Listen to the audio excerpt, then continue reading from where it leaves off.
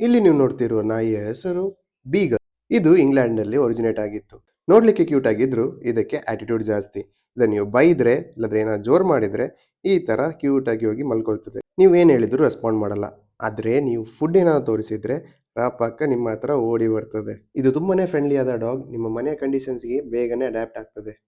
ಅದು ಮಾತ್ರ ಅಲ್ಲ, ಇದು ತುಂಬಾನೇ ಆಕ್ಟಿವ್ ಆದ ಡಾಗ್. ನಿಮ್ಮ ಮನೆಯಲ್ಲಿ ಮಕ್ಕಳೇನಾದಿದ್ರೆ ಅವ್ರ ಜೊತೆ ಆಡ್ತಾನೆ ಇರ್ತದೆ. ಶಾರ್ಟ್ ಕೋಟ್ ಫರ್ ಇರೋದ್ರಿಂದ ಇದು ತುಂಬಾನೇ ಲೋ ಮೇಂಟೆನೆನ್ಸ್ ಡಾಗ್. ನೀವು ಇದಕ್ಕೆ ತಿಂಗಳಿಗೆ ಒಮ್ಮೆ ಸ್ನಾನ ಮಾಡಿಸಿದ್ರೆ ಸಾಕು.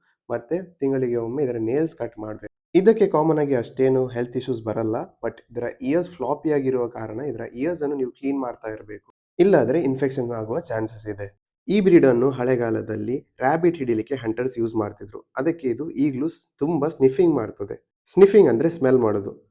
ಅದರ ನೋಸ್ ಅನ್ನು ಕೆಳಗೆ ನೆಲದಲ್ಲಿಟ್ಟು ಸ್ಮೆಲ್ ಮಾಡ್ತಾನೆ ಇರ್ತದೆ. ಇದರದ್ದು ಒಂದು ವಾರ್ನಿಂಗ್ ನಾನು ಕೊಡಬೇಕಾದ್ರೆ ಇದು ತುಂಬಾನೇ ಕಿರ್ಚಾಡ್ತವೆ. ಅಂದ್ರೆ ತುಂಬಾನೇ ಬಾರ್ಕ್ ಮಾಡ್ತದೆ. ಅಂಡ್ ನಿಮ್ಗೆ ನೇಬರ್ಸ್ ಕೂಡ ಕೇಳ್ಬೋದು ಯಾವ ನಾಯಿ ಹೀಗೆ ಸಾಕ್ತಿದ್ದೀರಾ ಅಂತ.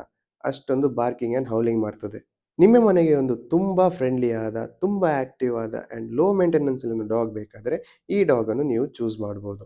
ಫಾಲೋ ಮಾಡಲಿಕ್ಕೆ ಮರಿಬೇಡಿ.